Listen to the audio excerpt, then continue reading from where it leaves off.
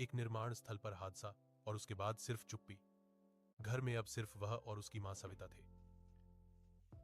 सविता दूसरों के घरों में कपड़े धोती थी। सुबह से शाम तक नदी के किनारे बैठकर साबुन और पत्थर से उसकी उंगलियों की खाल हमेशा फटी रहती थी। फिर एक साल बारिश के बाद वह बीमार पड़ गई। सांस तेज हो गई, सीने में दर्द रहने लगा। गांव के वैद्य ने बस इतना कहा, शहर ले जाओ, दवा महंगी है लेकिन जान बच सकती है। घर में पैसे नहीं थे, एक भी नहीं। राहुल गांव के सबसे बड़े मकान के सामने खड़ा हुआ। वहां फैक्ट्री का मालिक विक्रम मल्होत्रा रहता था। बड़ा फाटक, अंदर संगमरमर का आंगन, छत से घूमता पंखा। राहुल जमीन पर बैठ गया, हाथ जोड़ लिए।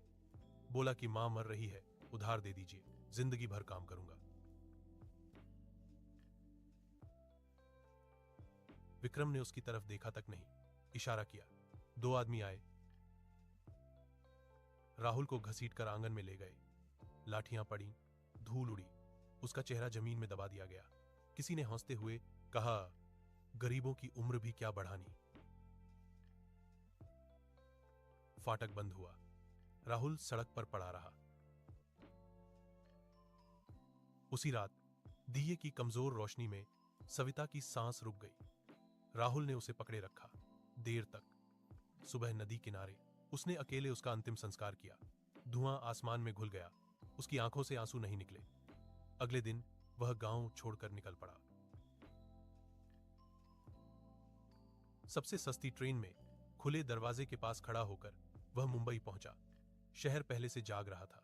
शोर, भीड़, बदबू और उम्मीद, सब एक साथ। उसने निर्माण स्थल पर काम किया। सुबह 5 बजे लाइन में खड़ा होना, ठेकेदार की उंगली का इंतजार। चुने गए तो काम, नहीं तो भूख।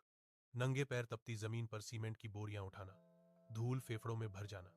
किसी के गिरने पर काम नहीं रुकता था। फिर ढाबे में बर्तन धोए, घंटों खड़ा रहना, गंदा पानी, जलते हाथ, मालिक की डांट।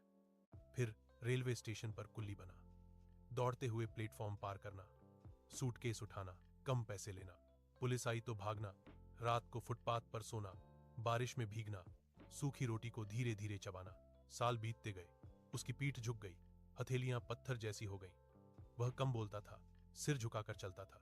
एक दिन फैक्ट्री की मशीन टूट गई, गियर नियंत्रण से बाहर, बुजुर्ग लगभग घायल, जान को खतरा, उड़ती चिंगारियां, सब भागे। राहुल बिजली के स्विच की तरफ दौड़ा, मशीन बंद की, एक बुजुर्ग की जान बची। वह आदमी था आनंद मेहता, असल मालिक। आनंद ने उससे नाम पूछा। पहली बार किसी ने उसे ध्यान से देखा। राहुल को आगे बढ़ने का मौका मिला, पढ़ना सीखा, हिसाब समझा। सालों बाद वही आदमी मीटिंग्स में बैठता था, फैसले करता था।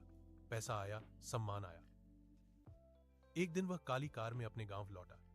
धूल उड़ती गई, बच्चे पीछे दौड़े, लोग चुप हो गए। वह सीधे उसी फैक्ट्री में गया।